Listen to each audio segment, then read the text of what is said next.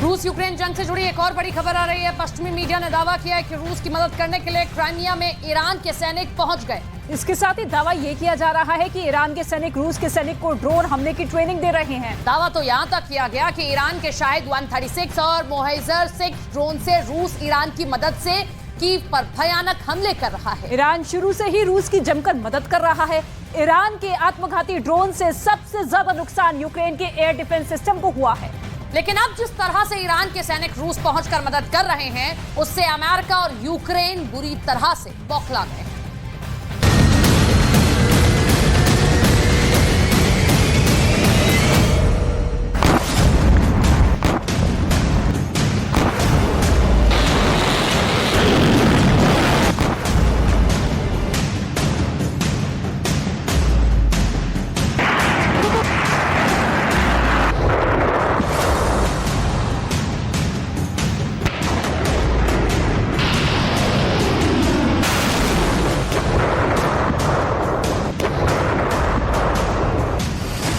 इन दावों पर यकीन किया जा सकता है कि रूस के क्रेमलिन पर हुए ड्रोन अटैक का बदला रूस ईरान के ड्रोन और मिसाइलों से ले रहा है।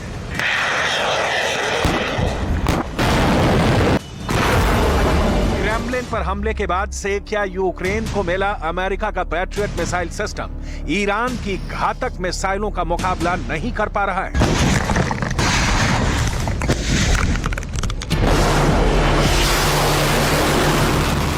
आखिर ऐसी क्या वजह है कि यूक्रेन, अमेरिका और नाटो ईरानी मिसाइलों के हमलों को छिपा रहे हैं? क्या वाकई में ईरानी मिसाइलों से रूस ने अमेरिका और पश्चिमी देशों के मिसाइल सिस्टमों को तबाह करके रख दिया है?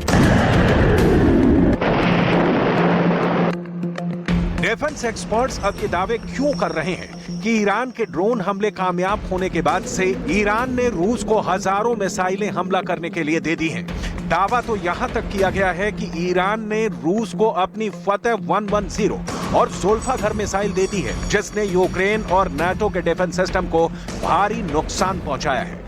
इस वक्त जंग के हालात इतने बदतर हो चुके हैं कि ज़ेलेंस्की ने ईरानी हथियारों की मारक क्षमता के बाद नाटो और अमेरिका पर भड़कते हुए साफ कह दिया है कि अगर अमेरिका घातक मिसाइलें और F-16 लड़ाकू विमान यूक्रेन को नहीं देगा तो फिर यूक्रेन को मजबूरन जंग में आत्मघाती कदम उठाने पड़ सकते हैं, जो यूक्रेन के लिए विनाश भी साबित हो सकता है।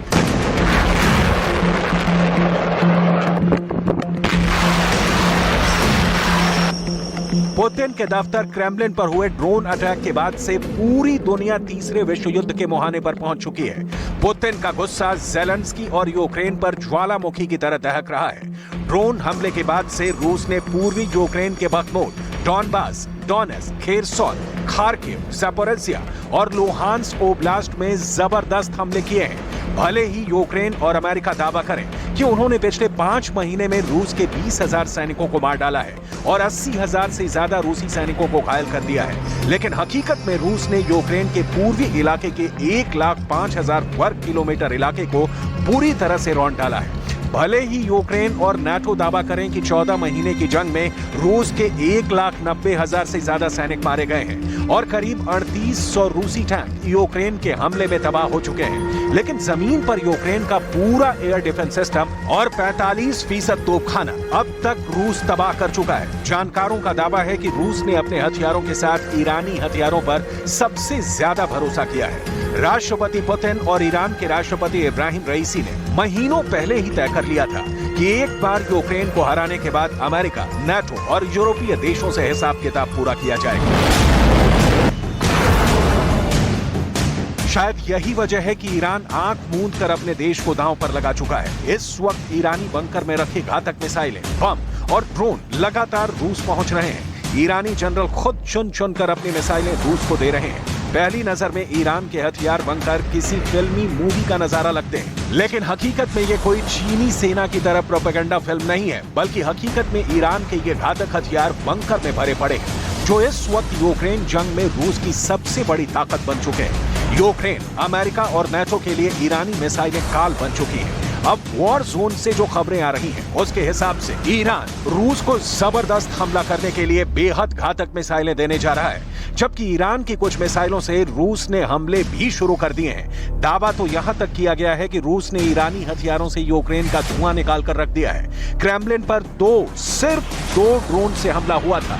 रूस ने तो यूक्रेन के 9 शहरों पर ईरानी ड्रोन और मिसाइलों से भयानक हमले करके यूक्रेन के 9 शहरों को कब्रिस्तान बना दिया है। जरा देखिए कैसे। रूस क्रेमलिन ड्रोन अटैक का बदला ईरान की घातक आत्मघाती मिसाइलों से ले रहा है। ईरान की फतेह 110 और ज़ुल्फ़ाकार मिसाइल यूक्रेन पर भारी साबित हो रही है। जानकारों के मुताबिक यूक्रेन के पास अमेरिका का पैट्रियट मिसाइल सिस्टम ईरानी मिसाइलों के निशाने पर आ चुका है। इससे पहले अमेरिका और नाटो के सभी एयर डिफेंस सिस्टम ईरानी ड्रोन, रूसी ड्रोन और ईरानी मिसाइलों के हमले में तबाह हो चुके हैं। दावा किया गया है कि ईरानी और रूसी मिसाइलों के हमले में यूक्रेन की 45% आर्टिलरी यानी तोपखाना तबाह हो चुका है। इसके अलावा ईरानी सेना ने कादर क्रूज मिसाइल रूस को देने के लिए तैयार कर ली है। कादर मिसाइल मध्यम दूरी की एंटीशिप मिसाइल है। वहीं ईरान रूस को हवा से जमीन पर मार करने वाली लेजर गाइडेड सत्तार मिसाइल भी दे रहा है। ईरान रूस को अपनी फ़क़ौर 90 मिसाइल देने जा रहा है, जो यूक्रेन और नाटो के लिए साक्षात मौन बन जाएगी। भले ही यूक्रेन अमेरिका और नाटो को लगे मॉस्को ड्रोन से घबरा गया है, लेकिन हकीकत में रूस किसी भी कीमत पर जंग हारने को तैयार नहीं है।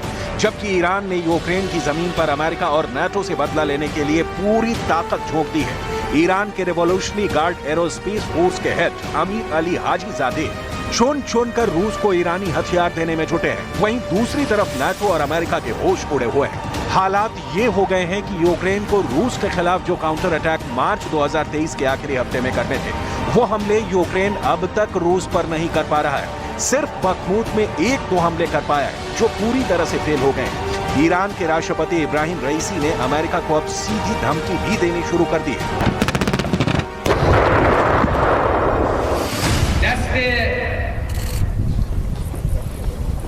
توانای نیروهای مسلح ما به گرمی می‌فشارد.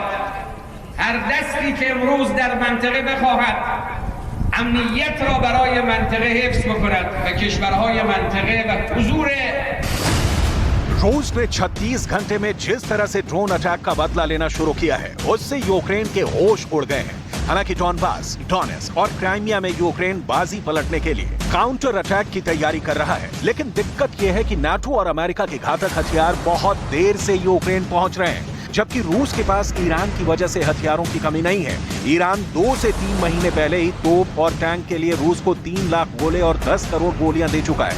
वहीं यूक्रेन को जो हथियार नाटो, अमेरिका और यहां तक कि पाकिस्तान से मिले हैं, वो एक-एक करके रूस तबाह करता जा रहा है। ईरान ने तो कसम खा ली है कि या तो रूस जीतेगा या फिर रूस और ईरान दोनों तबाह होंगे। इसीलिए ईरान हथियार सप्लाई करने में कोई कसर नहीं छोड़ रहा है। पहले आप ये देख लीजिए कि नाटो के 31 देश, पश्चिम के 50 देश और पाकिस्तान जैसे बर्बाद देशों से जो हथियार यूक्रेन को मिले हैं, उनका हाल रूस ने जंग के मैदान में क्या किया है, जरा देखिए। सबसे पहले ये जान लीजिए कि जिस बाजे गाजी के साथ अमेरिका का हिमार्स रॉकेट सिस्टम यूक्रेन भेजा गया था, उस हिमार्स रॉकेट को रूस ने बुरी तरह से तबाह कर डाला है। 16 में से 8 हिमार्स रॉकेट सिस्टम रूस तबाह करने का दावा कर चुका है। अमेरिका ने यूक्रेन को 80 किलोमीटर रेंज वाले हिमार्स रॉकेट दिए हैं, जबकि यूक्रेन 300 किलोमीटर की रेंज वाले हिमार्स रॉकेट मांग रहा है। कुछ दावों के मुताबिक अमेरिका के 6 हिमार्स रॉकेट सिस्टम ट्रायल में फेल हो चुके हैं। वहीं अमेरिका के पैट्रियट मिसाइल सिस्टम के लिए ईरानी मिसाइलें फतेह 110 और ज़ुल्फ़ाकार बहुत बड़ा खतरा बन चुकी हैं। यूक्रेन को पाकिस्तान से रॉकेट, टैंक और तोप के गोले मिले थे, जो जंग में बुरी तरह से फ्लॉप साबित हुए हैं। खुद यूक्रेन की सेना की 17वीं टैंक ब्रिगेड के कमांडर वोलोदिमीर ने दावा किया है कि पाकिस्तान के तोप के गोले तोप की नाल में फट रहे हैं, जिसकी वजह से कई यूक्रेनी सैनिक मारे गए हैं। जबकि पाकिस्तान के रॉकेट, जिनकी रेंज 6000 से 10,000 मीटर बताई गई थी, वो सिर्फ 200 मीटर की दूरी पर ही फट रहे हैं। पाकिस्तानी तोप के गोले और रॉकेट यूक्रेन के सैनिकों का काल बन चुके हैं,